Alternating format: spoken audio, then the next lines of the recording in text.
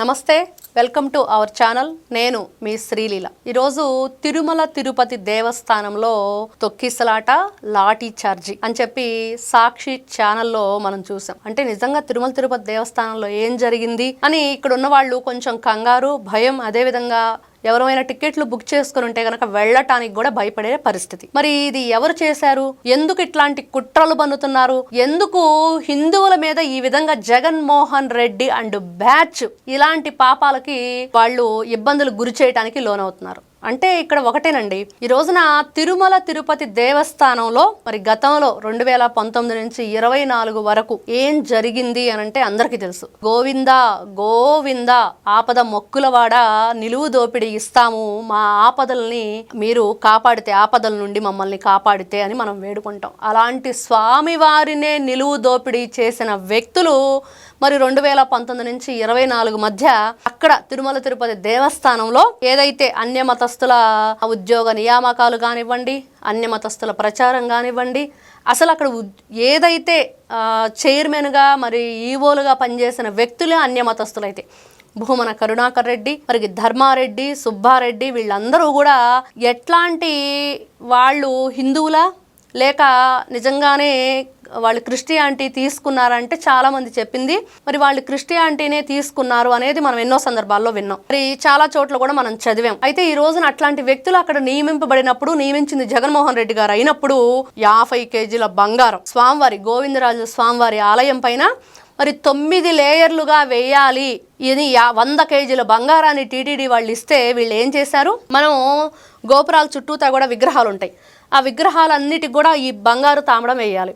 వీళ్ళు ఏం చేశారు? ఆ విగ్రహాలు దాదాపుగా 30-36 విగ్రహాలు తొలగించి 9 లేయర్లు వేయాల్సింది 2 లేయర్లే వేసి 50 కేజీల బంగారాన్ని స్వాహా అనిపించారు. పరకామణి కేసు, జగన్మోహన్ రెడ్డి గారు మాజీ సీఎం, ప్రస్తుత పులివెందుల ఎమ్మెల్యేగా ఉండి మరి ఆయన అదేదో గుడి అంట, మరి అక్కడ ఏదో జరిగిందంట, ఏం చిన్న దొంగతనమేగా అని చెప్పారు. ఏ గుడి చిన్న దొంగతనం ఏంటి? ఎవరు చేశారు? ఎలా చేశారు? అప్పుడు అధికారంలో ఎవరున్నారు? అక్కడ ఈవోల్ని మరి చైర్మన్ని ఎవరు నియమించారు అనేది మర్చిపోయారా? లేకపోతే ఎదుటి వాళ్ళు మర్చిపోయారనుకొని మీరు మాట్లాడుతున్నారా జగన్మోహన్ రెడ్డి గారు? మరి ఆ తర్వాత చూస్తే అక్కడ నెయ్యి కల్తీ, ఇంకా దాని గురించి చెప్పుకోవాలంటే మహా ఘోరాతి ఘోరమైన పాపాలు చేశారు వీళ్ళు. మరి తర్వాత ఈ ధర్మారెడ్డి గారినో, సుబ్బారెడ్డి గారినో, భూమన కరుణాకర్ రెడ్డి గారినో, అయ్యో మీరేదో మరి గతంలో చాలా మాటలు మాట్లాడారు, ఒకసారి రండి స్టేషన్కి మిమ్మల్ని విచారిద్దామని పిలిస్తే వాళ్ళు చెప్పే మాటలు, అబ్బబ్బే మేము అప్పుడు అలా మాట్లాడలేదండి. భూమన కరుణాకర్ రెడ్డి గారు గో వధ అన్నారు కానీ వ్యధ అన్నారు కానీ వధ అనలేదని చెప్పి మాట్లాడతారు. ఇంకొకరు సుబ్బారెడ్డి గారో లేకపోతే ధర్మారెడ్డి గారో, అబ్బబ్బే తెలియదు, గుర్తులేదు, మర్చిపోయాం, అయినా మాకేం సంబంధం లేదు, అప్పుడు ఎవరున్నారో ఆఫీసర్లదే బాధ్యత. మరి ఇట్లాంటి టైంలో ఆ పరకామణి ఆ చోరీకి సంబంధించి కేసు ఫైల్ చేసిన వ్యక్తి, ఆ కేసు మరి చెప్పిన వ్యక్తి ఎవరైతే ఉన్నారో సతీష్ కుమార్ గారు, మరి ఆయన కూడా ఒక అనుమానాస్పదంగా మరణించిన వైనం. అంటే ఏం జరుగుతుంది, ఏం జరిగింది? ఈ రోజుకు కూడా మరి ప్రతి ఒక్క విషయాన్ని కూడా భూతద్దంలో పెట్టి చూపిస్తూ భూమన కరుణాకర్ రెడ్డి నిద్ర లేచింది మొదలు పడుకునే వరకు ఆయన తిరుమల తిరుపతి దేవస్థానం మీద చేస్తున్న అసత్య ప్రచారం, బిఆర్ నాయుడు గారి మీద ఏ విధంగా మాటలు, మరి ఆయన ఎంత కర్కశంగా మాట్లాడే విధానం, మరి ఎందుకు మీ కక్ష హిందువుల మీద, హిందూ ధర్మం మీద, హిందూ దేవతల మీద? మరి భూమన కరుణాకర్ రెడ్డి గారు వాళ్ళ అన్నగారు పుస్తకం రాస్తే అసలు భారతదేశం దాన్ని తిరస్కరించి బ్యాన్ చేసి చాలా నీచంగా రాశారని చెప్పేసి గడ్డి పెట్టింది. అయినా కూడా ఇట్లాంటి వ్యక్తుల ఈవోలుగా పనిచేసేది, ఇట్లాంటి వ్యక్తుల చైర్మన్లుగా పనిచేసేది.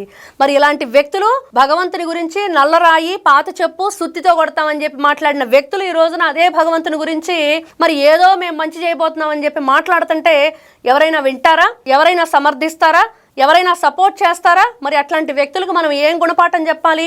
ఇంకా చాలు మాట్లాడింది, నువ్వు ఇంకా మాట్లాడే హక్కు కానీ అర్హత కానీ నీకు లేదు అని చెప్పాలి. హిందువులంతా కూడా ఒక్క తాటి మీదకి వచ్చి కరెక్ట్గా మరి వాళ్ళందరూ కూడా ఒక్క క్వశ్చన్ సరిగ్గా వేస్తే అందరూ కలిసి మరి ఈ భూమన కరుణాకర్ రెడ్డి లాంటి వాళ్ళు, జగన్మోహన్ రెడ్డి అండ్ కో ఎవరైతే ఉన్నారో స్వామివారిని నిలువు దోపిడీ చేసిన వాళ్ళు, మరి వాళ్ళందరికీ బుద్ధి చెప్పే విధంగా ఉండాలి వీళ్ళ క్వశ్చన్. ఎందుకు ఈ విధంగా చెప్పుకోవాల్సి వస్తుంది అంటే, మనం ఎన్నో రకాలుగా చూసాం. వైఎస్ఆర్సీపీ పార్టీ అధికారంలో ఉన్నప్పుడు వాళ్ళు 2019 నుంచి 24 వరకు ఎన్ని రకాలుగా రాష్ట్రాన్ని దోపిడీ చేశారు, లూటీ చేశారు, 30 సంవత్సరాలు వెనక్కి తీసుకువెళ్లారు. మరి ఎంతమంది ప్రాణాలు పోవటానికి మద్యం పేరుతో వాళ్ళు కారణమయ్యారు. విషాన్నే అమ్మారు. మద్యం అనటం కన్నా కూడా దాన్ని విషం అంటాం కరెక్ట్. మరి ఎంతమంది ఈ రోజు కూడా మంచానికే పరిమితం అయిపోయి ఉన్నారు. ఇన్ని విధాలుగా ఉంటే అధికారం కోల్పోయాక కూడా మరి వీళ్ళు చిమ్ముతున్న విషం, వీళ్ళు అంటించాలని చూస్తున్న బురద, మరి ఇవన్నీ చూస్తూ ఉంటే మరి ఎవరికైనా సరే క్వశ్చన్ చేయాలని అనిపించదా? ఎంతమంది ఎన్ని విధాలుగా ఈ రోజున వాళ్ళు చేసిన పాపాలకి బలైపోయారు, వాళ్ళు చేసిన పనులకి ఈ రోజున పనిష్మెంట్ అనుభవిస్తున్నారు. మరి వీళ్ళు మాత్రం మళ్ళీ అబద్ధాలు చెప్తూ మళ్ళీ వస్తాం, ఏదో చేస్తామంటూ వాళ్ళ ఛానల్లో, వాళ్ళ పేపర్లో చేస్తున్న విష ప్రచారాలు ఏదైతే ఉన్నాయో మరి వాటన్నింటినీ కూడా తిప్పి కొట్టాలి. మరి తిరుమల తిరుపతి దేవస్థానంలో ఏం జరిగిందంటే, భక్తుల రద్దీ ఉన్నమాట వాస్తవం. ఎందుకంటే వరుసగా సెలవులు వచ్చాయి కాబట్టి. అదేవిధంగా భక్తులు కూడా ఎక్కువగా వెళ్ళారు. మరి సెలవులు కాబట్టి ఎక్కువగా వెళ్ళారు. అక్కడ టోకెన్లు తక్కువగా ఉన్నాయి, టికెట్లు తక్కువగా ఉన్నాయి. దానికి సంబంధించి తిరుమల తిరుపతి దేవస్థానం కూడా వాళ్ళకి సలహాలు సూచనలు చేస్తుంది. ఇక్కడ చాలా రద్దీగా ఉంది, ప్రయాణంలో మార్పులు చేసుకోండి, ఒక 2 రోజులు ఆగి రావటం కానీ, లేకపోతే ఇక్కడికి వచ్చిన తర్వాత కూడా పరిస్థితి ఇలా ఉంది, ఇక్కడ వేచి ఉండటానికి హాల్స్ ఇవన్నీ కూడా మేము పాలు, వాళ్ళకి టిఫిన్లు వేడివేడిగా అన్నీ కూడా సదుపాయాలు అందిస్తున్నారు. పసిపిల్లల తల్లులకు కూడా చాలా జాగ్రత్తలు చెప్తున్నారు.